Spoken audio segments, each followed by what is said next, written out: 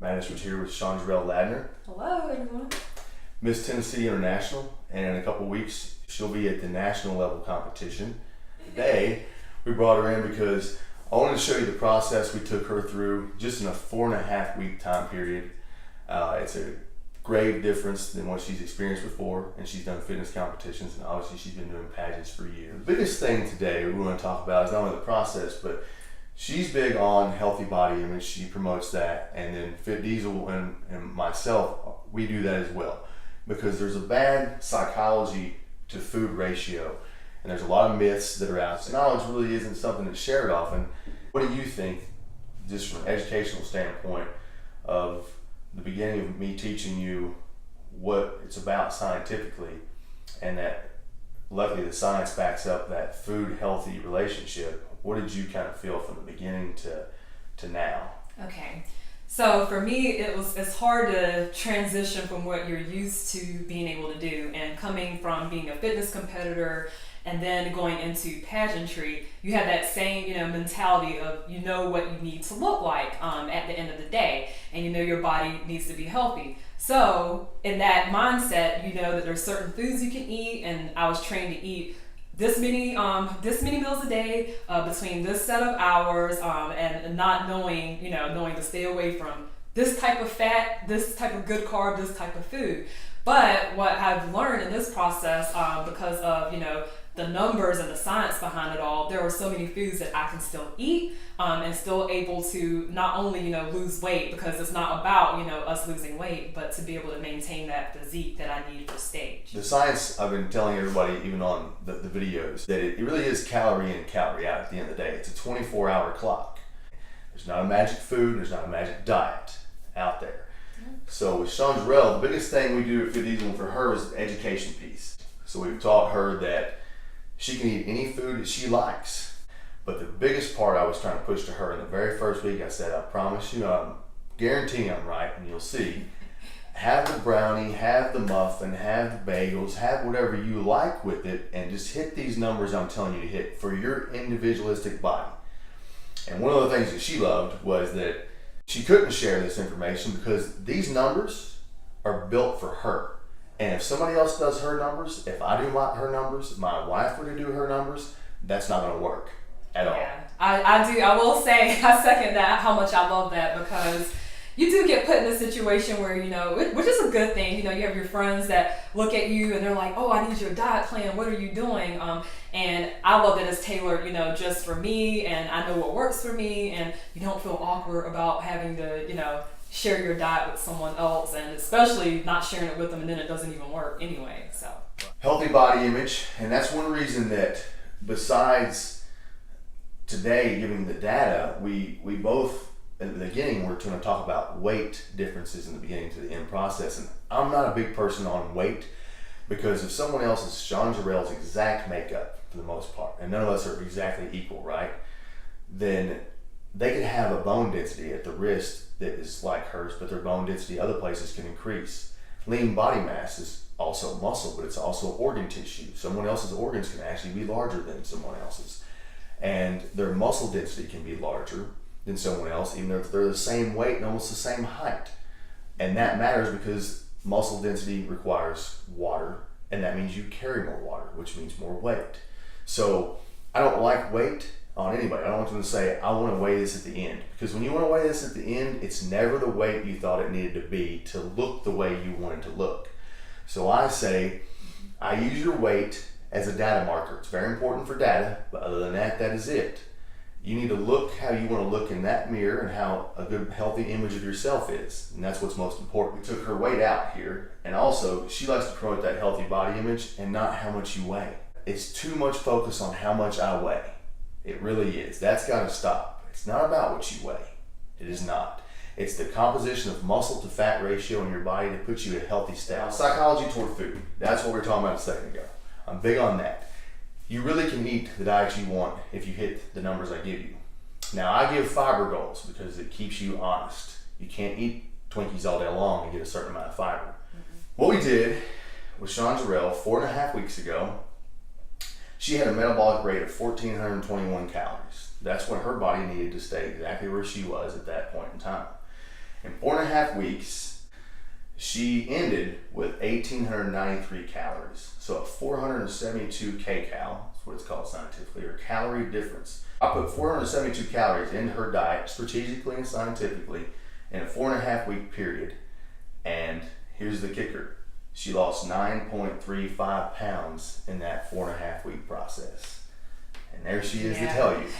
It to me is just amazing to see, myself lose that weight. And it wasn't about, losing the weight. It's about watching my body, transform. Because I've done, like I said, I've done fitness competitions, I've done other pageants, and I've lost that amount of weight before in a week, like doing things, sticking either to a particular diet, that's very boring and very hard to do. The diet's the hardest part of this. I will say that, but in his program, that's not the hardest part.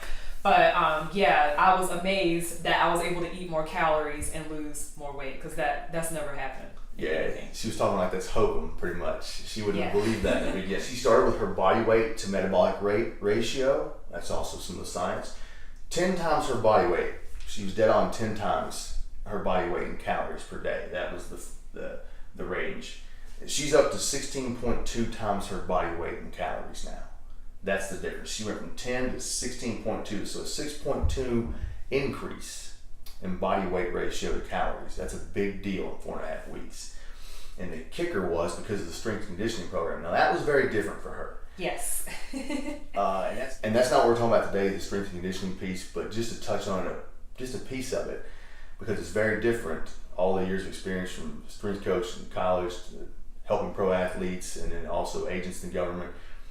And I'm still a student, really, and that's what makes a big difference. I'm still studying all the time and reading studies and of course experientially. She's never had a program that wasn't based on weights. Yep. And her upper body, which has changed, and she has more front delt, middle delt, rear delt definition, bicep, tricep definition. That's where I never can get bigger, is these areas. And she's not using a weight one.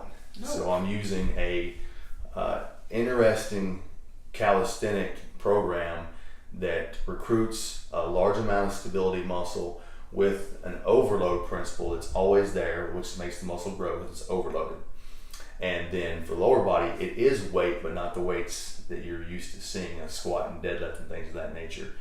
And I use a lot of unilateral work, which means unilateral is one leg, one arm, because that recruits that stability. And then I put the overload on it, and then you kind of scientifically move it up over time. So she had to have good macronutrient ratio of protein, which she was used to getting lower amounts of in the past, to make sure that muscle was second. I'm going to read a few things that she sent text-wise as she was having those epiphanies. So, I already lost 3 pounds in less than a week, eating more, and exclamation points.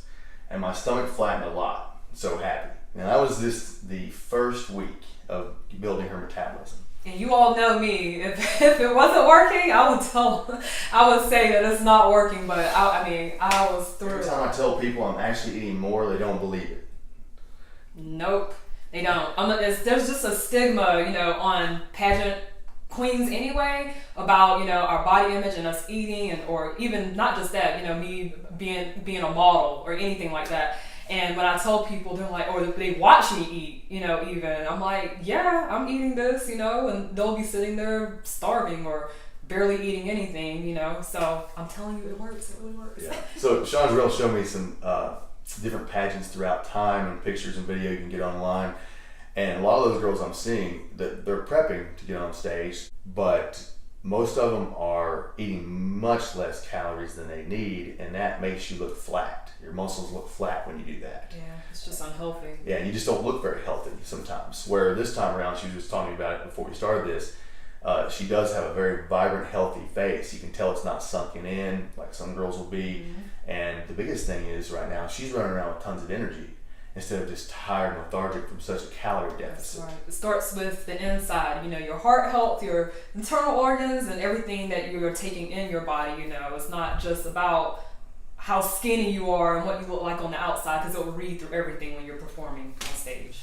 So my arms and legs are changing so much. I'm seeing new cuts, and that was week 3. Cuts. So which was great to hear from her because, again, it's a very short time to respond. You usually need several months to really start changing an athlete in that regard. This one we'll move up to here. My triceps have never developed like they do in this program. I'm dead serious. So happy, and that was week 3. I'm getting closer to doing pull-ups and dips with very minimal assistance. And she said, I'm surprised at myself. Before, even after 6 months, I could only do 1 pull-up, but I could kill the flex arm hanging. Yes. Oh, and we left out this. I am doing this from home. I'm not, my husband's like, are you going to the gym? Are you going to use your gym membership? I'm like, no. So I'm able to do all of my workouts at home. I made a joke that he walked in the garage and saw me doing pull-ups one day, and he went and took off running to get himself in shape. But yeah, that's the best part, is that it's convenient for moms and women and, people that are on the go. Not just, women, but anyone that's on the go. You can do all of this at home. Science and experience make a difference. It's the same thing. You're not going to go to a doctor who wasn't a very good doctor or didn't graduate. You're going to go to somebody who has that education and has that experience as well in anything. Jumping over here, I'm down 8.9 pounds total. So that's right toward the end because she was down 9.35 total. And I said, would you have ever thought you could lose weight adding calories to your diet? And even more, did you ever think you could eat any food choice? And she responded, no. I've lost the hat in 1 week before, as she said earlier, but I was bigger and felt starved. If I saw that with someone else, I'd think it was fake. And like she was saying. Jumping over the last thing, she said she loves this program, she loves the diet. You'll be floored to see how I've changed, and this is the biggest part I like to put out. I'm eating cheese and eggs and toast and turkey bacon and oatmeal. It's not like anything I've ever tried. And I've been a fitness competitor, she said, and so on. So we've been cutting her for a week. So we had to build her metabolism and max it out to the best we could first. Get it to her metabolic potential.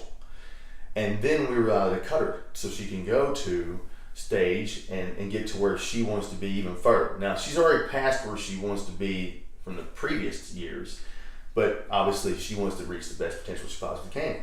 Right.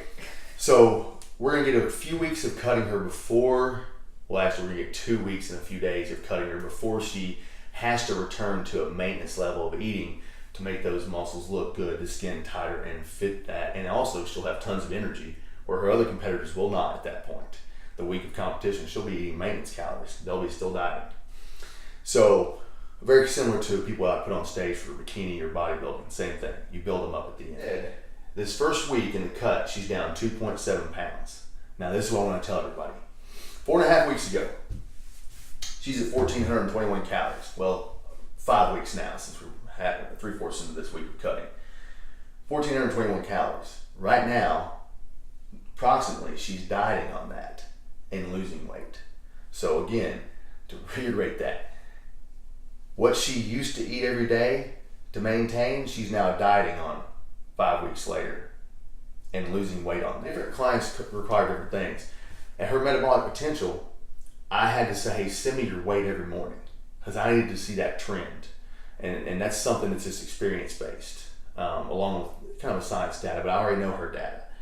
And then now she's sending it to me every morning just to see how she's cutting and how it's going. And that's how kind of detailed you get to be with somebody going up to stage. You need to know what they're looking like, how they're. One thing I want to ask before we finish up with her is I want her to give you an idea of previous years of competition, just an idea of what foods she was eating during those competitions, whether it was fish and broccoli or whatever it was, like people do. Give them an idea of what that was. Okay, so for breakfast, usually, I would eat half grapefruit, your oatmeal with just plain, nothing in it, egg whites, a lot of eggs, like 5 egg whites. 3 hours later, you have your apple and your almond butter, or half apple and your almond butter, and then you would have sweet potato, broccoli, tilapia, tuna, chicken, and brown rice. Those are my meals. That's what it consisted of. I was not allowed to eat anything else. And usually in the beginning of that, you have that 1 day of cheat meals, and then that is taken away like last month before you would go and compete, which makes you struggle, and then you feel so guilty if you cheat, and you're going to cheat. I mean, it's inevitable if you know, with a family member or you go out to eat with your friends or anything, you cannot lie and say, I'm not going to cheat. But with this, I don't have to worry about that. You know, I'm waking up in the morning, I'm having my cheese eggs, I am eating oatmeal, I can have bread. That's the biggest thing, because last time you didn't hear me mention bread at all. And the only bread that I could eat would be Ezekiel bread, which is not good. So I'm eating, you know, I can have my English muffins, and I'm actually eating like butter bread. And you have to kind of mold your diet around, you know, if you're going to pick things like that, you still have to mold everything else throughout the day. But, you know, I'm able to eat the things that I like to eat, and I don't feel hungry. I know what I need to eat every day. I'm not confused about what I need to eat. It's not expensive, you know. Yeah, I mean, it's excellent. Let them eat what they like, because what she said a minute ago is really important. Your mind is going to beat you every day at the end. You can only hold yourself off from discipline so long.